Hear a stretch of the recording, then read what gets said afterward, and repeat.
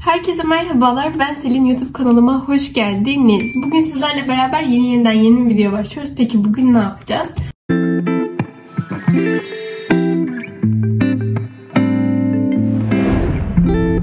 Bugün size şöyle bir liste hazırladım yine. Aslında birazcık benim kendi sürecimden, irregular'ım biliyorsunuz. Eczacılık öğrencisiyim. İşte 3,5 ortalama yapmak nasıl oluyor? İşte derslerini yüksek tutmak. Irregular öğrencilik sürecim. Eczacılık okuyorum aynı zamanda, onun süreci. Birazcık böyle ortaya karışık bunlardan bahsedeceğim. Çoğunlukla ders nasıl çalışıyorum? Bu içerikli bir konu olacak. Şöyle aslına bakarsanız öncelikle kendimi tanıtayım. Eğer kanalıma yeni geldiyseniz hoş geldiniz, iyi ki geldiniz. Ben Selin. Eczacılık Fakültesi 2. sınıf öğrencisiyim. Irregular bir öğrenciyim. Yani hazırlığı geçen yıl yeni dönemde atladım. Daha sonra bölüme geçtim. Şu anda da aslında devam ediyorum bölümüme 2. sınıf öğrencisi olarak. Şöyle ki aslında ilk önce irregular olarak bir hedefimiz olduğundan bahsedeyim. Çünkü aslında bu 3,5 ortalama, yani yüksek ortalama yapmak için önemli şeyin ben hedef olduğunu düşünüyorum. Şöyle bir durum var. Bu benim için aslında bir noktada bir de zorunluluk. Ama mesela bu sizin için bir Erasmus da olabilir. Örneğin Erasmus'a gitmek için ortalamanızı yüksek tutmak istiyorsunuzdur. Önünüzde bir hedef var ve ona ulaşmak için daha motivasyonlu olursunuz. Benim de motivasyonum neydi bu konuda? Irregular bir öğrenci olduğum için üstten ders almaya odaklanmam gerekiyor. Üst sınıflara yetişmeye çalışıyorum yani ben. Birazcık ders programı karışık. Mesela şu an bu bahar döneminde hem 1'den hem 2'den hem 3'ten dersim var. Ekstradan ders alabilmek için de ortalamamı 3,5'da tutmam gerekiyor. Bu çok zor bir şey. Gerçekten yani 3,5 ortalama yapmak kolay bir şey değil tabii ki de. Bir çaba, bir emek istiyor. Onunla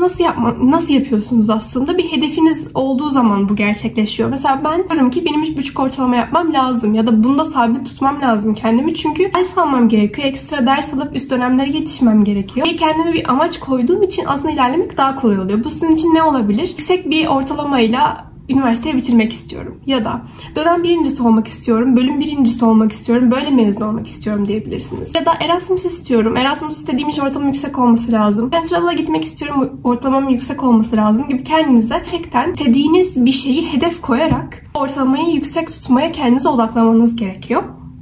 Onun dışında önemli şeylerden bir derslere gitmek. Çünkü derslere gitmeden ister istemez çoğu dersi anlayamıyorsunuz bence. Bir şeyler havada kalıyor. Önce bir şey anlattığında çok iyi anlatmıyor bile olsa dersi. Sonrasında siz çalıştığınızda bir şeyler az buz oturmuş oluyor bence. Yani sıfırdan notlara çalışmaktansa, sıfırdan bir şeyleri anlamaya çalışmaktansa PDF'leri vesaire gidip dinleyip en azından kafanda bir şeylerin şekillenmesini ummak ve bu şekilde odaklı bir şekilde ders dinlemeye çalışmak yüksek ortalamada çok önemli bir durum bence. Ben bütün derslere elimden geldiğince gitmeye çalışıyorum. Ben hani böyle bir hedefim olmasa bile derslere gitmediğimde muhtemelen kendimi suçlu hissederim. Kendi karakterim olarak vicdan azabı yaparım yani. Gitmem gerekir zaten. İşte lab derslerime zaten gitmek zorundayım. Devamsızlıkları var vesaire. Bu ikinci önemli şeyimiz. Üçüncüsü dedik, düzenli ve istikrarlı güne gününe çalışmak. Neden güne gününe çalışmak önemli diyorum? Çünkü dersi dinlediğinizde, geldiğinizde sizde bir şeyler oluyor. Ben mesela şey yapıyorum. Buraya attım mı bilmiyorum tabletime. Genelde telefonumda var. Telefonumda ben notlarda o derste hoca neleri önemli diye vurguluyorsa onları not almaya çalışıyorum. Mesela çok az bir kısmı duruyor. Ben bunları gösteririm size yine daha sonra. Şöyle parmak izlerimi görmeyin. Şöyle madde madde hoca neresinde önemli dediyse hepsini not alıyorum. Mesela diyelim ki yağların hareketini işliyor. Demişim ki flip flop diye yağların bir hareket mekanizması var. Bu demişim çok önemli. Bunu aklında tut. Flip flop yazmışım. Diyorum ki ben bugün eve gittiğimde slaytımı çalışırken bu flip flop kelimesini görünce zaten ben hemen hatırlayacağım. Bu yağların bir hareket özelliği aslına bakarsanız. Kısa kısa notlar. Olabildiğince kısa almaya çalışıyorum. Ya da mesela demişim ki on the inner layer and on the outer layer ne bulunuyor? Mesela çok alakasız. Aslında baştan İngilizce başlamışım. Sonra Türkçe devam etmişim. Çok anlamsız ama orada önemli olan çok hızlı ilerliyor ya. Ne önemli dediyse orası da hemen hızlıca ne şekilde anlıyorsun öyle not almak. Belki İngilizcesini anladın ama Türkçesini anladın. İngilizce anlatıyor sana dersen. Ben İngilizce okuduğum için diyorum. İngilizcesini Türkçe olarak anladın ama şu an hani o kadar hızlı bir şekilde İngilizce olarak yazmaya zamanın yok. Ya da kaçıracaksın bir şeyler gibi hissediyorsun ders dinlerken. Ne yapıyorum? Mesela Türkçesini yazıyorum. Bir kısım Türkçe, bazen İngilizce karıştırıyorum yani ortaya karışık. Gibi böyle kısa kısa notlar alıyorum. Ya da diyorum ki mesela işte şu familyanın şu şeylerin özelliklerini bil fonksiyonlarını bil. Yazıyorum. Daha sonra eve geldiğimde hemen güne güne çalıştığınızda o an neyi not almak istediğiniz aklınızda oluyor slide'ı gördüğünüzde. Diyorsunuz ki evet tamam burasıydı, burası önemli deyip odaklanabiliyorsunuz. Ama güne güne çalışmadığınızda unutuyorsunuz aldığınız notu da. Her ne kadar o an odak bir şekilde o notu aldıysanız da sonra zaman geçince aradan diyorsunuz ki ay acaba ben bunu niye yazmışım burada? Ne demek istiyordu hoca? Vesaire diye bir kalıyorsunuz. Çünkü ders sırasında cümle cümle not almak çok zor bir şey bence. Bir yandan hocayı dinlemeye devam edip onun dedikleri anlamaya çalışıp bir yandan not almak çünkü çok hızlı bir şekilde gerçekleşmesi gerekiyor. Birazcık bu kısmı uzattım, keserim. Bunun dışında not çıkarmak. Not çıkarmamı da ben nasıl yapıyorum? Özellikle eczacılıkta bence tablet kullanmak çok yararlı oluyor. Ben tablet üzerinden yapıyorum aslında. Notun muadili olarak Kolla diye bir uygulama var. Şöyle gösterebilirim. Burada klasörler var. Bu klasörleri açtığınızda notlarınız var. Bu notlar mesela PDF üzerinden ne yapıyorum? Not alıyorum. Hoca PDF'i anlatmış, bize atmış. Ben PDF üzerinden bir kere daha tekrar yapıyorum. Mesela böyle derslerimi hepsini başlıklandırmışım. Örneğin matematiğe girelim. Matematikte ilk önce hocaların şöyle PDF'leri var. Bu PDF'leri üzerinden ben kendi kendime işlemler yaparak bunları çözmeye çalışıyorum öncesinde. Yani slide'ı aslında tekrar ediyorum dersten sonra, geldikten sonra. Daha sonra mesela hocanın sorularını kopyala yapıştırla buraya alıp daha sonra kendim çözmeye çalışıyorum. Aslında bu benim matematik için bir nevi notum oluyor. Çünkü hocanın sorularını kopyala yapıştırla alıp böyle kendi kendime çözmeye çalışıyorum. Daha sonrasında matematik için böyle mesela. Biyoloji dersinde mesela ekstra kendim not da çıkarmaya çalışıyorum. Mesela demiştim ki sınavda çıkar, bu tablo önemli. Bunlardan anlıyorum. Çünkü denilerken derse not aldım. Dedi ki bu tablo önemli. Dedi. Şunun ne oldu? Tablo önemli, buna dikkat et. Bak not alırken de yazmışım yine sınavda çıkar demişim. Bu kendi notlarımı da şöyle bu notların önemli dediği yerlerden oluşturuyorum. Fotoğrafları kopyala yapıştırla daha anlaşılır bir şekilde yazıyorum. Daha sonra kendi kendime notlar çıkarmaya çalışıyorum. Bu da çok önemli bence. En büyük avantajı benim için sınava çalışırken oluyor aslında. Çünkü hepsini aynı yerde biliyorum. Neresi benim için önemli, neresi değil. Mesela bunları ezberle demiş hoca. Yazmışım kısaca önümde. Çünkü biliyorsunuz bir sürü PDF var. Bir tane iki tane değil. Bu notlar önemli oluyor o yüzden. Bir de ders dinlerken not alıyorum demiştim. Aslında mesela sürekli kendimce kısa kısa notlar almışım. Bu normalde bayağı uzun aşağı kadar gidiyor. Ama tablete bu kadarını aktarmışım. Normalde çünkü ben bu notları telefondan alıyorum. Şöyle bak çok kısa. Hücre zarının ana maddesi fosfolipid. Bunu bil demişim mesela. Biyoloji dersinde. Hoca önemli demiş. Yani yanına yıldız çok yıldız koydum. Çok önemli. Daha sonra başka ne önemli diyebiliriz? Sınav öncesi çalışmalarımızı önemsemek. Yani 1-2 hafta önceden ben şahsen çalışmalara başlıyorum sınavlara. En azından tekrarlarıma başlıyorum. Diyorum ki şu konuları bu hafta tekrar edeyim. Şu gün bu konuları, ertesi gün bu dersi tekrar edeyim diye kendime plan çıkartıyorum ve 2 hafta önceden yavaş yavaş güne çalıştığım şeylerin tekrarına başlıyorum. Zaten o gün geldiğimde çalıştığım, not çıkarttığım dersi daha sonrasında zamanı gelince 2 hafta önce yavaş yavaş tekrara başladığımda zaten o ders bende tamamen oturmuş oluyor yavaş yavaş. Ben sonrasında tekrarlı çalışmayı da böyle yapıyorum. Zaten çok fazla dersim var. Sürekli ders vermeye devam ediyor. O yüzden haftalık tekrarlar falan beni çok zorluyor. Zaten hafta sonu çünkü gezmeye ayırıyorum. Ben haftalık tekrar falan yapamam diyor. Ne yapıyorum? Sınav öncesi 2-3 hafta önceden başlıyorum. Ben konu tekrarlarına başlıyorum. Sene başından itibaren yavaş yavaş konu tekrarlarına başlamaya başlıyorum. Şimdi ve bu şekilde bir noktada başardım ve şu an ortalamam 3,5 üstünde. Kendi ekstra derslerimi alabiliyorum irregular olduğum için. Demek istediğim aslında yapılamayacak hiçbir şey yok. Herkesin yapabileceği bir olay. Ama şu mesela çok basit bir örnek.